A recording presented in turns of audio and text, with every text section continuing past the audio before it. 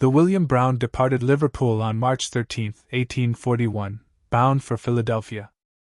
On board were 65 passengers, mostly Scottish and Irish emigrants, and a crew of 17. For weeks, they battled the temperamental spring Atlantic, their hearts set on the horizon.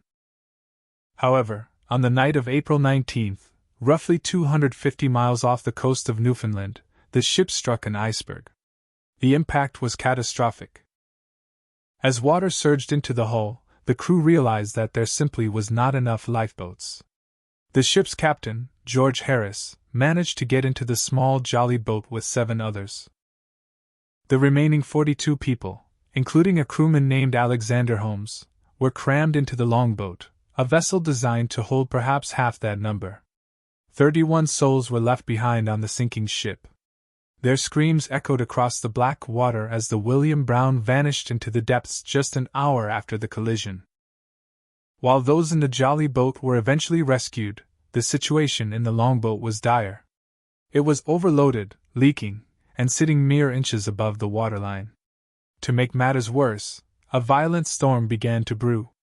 The passengers, already traumatized and freezing, began to panic as waves broke over the gunwales.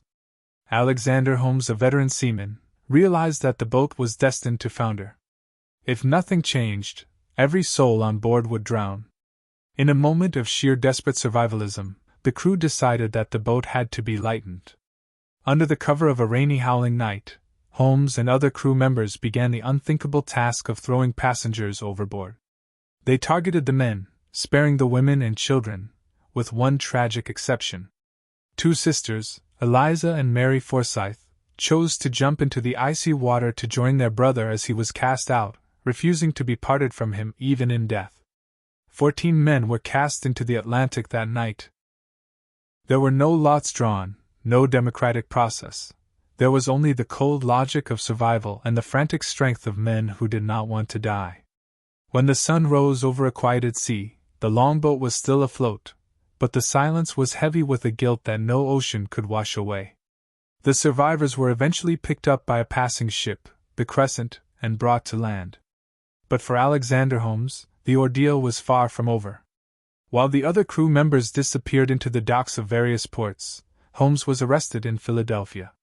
The public was horrified. How could a sailor, sworn to protect his passengers, turn on them in their hour of greatest need? The resulting trial, United States versus Holmes, became a landmark in maritime law. The defense argued, "The law of nature. When all are faced with certain death, the social contract is void, and survival becomes the only law." The prosecution, however, argued that the crew had a sacred duty to protect passengers even at the cost of their own lives. Holmes was ultimately convicted of manslaughter. However, the jury and the judge seemed to sense the unimaginable weight he carried. He was sentenced to only 6 months in prison and a small fine, which was later remitted. Thanks for watching.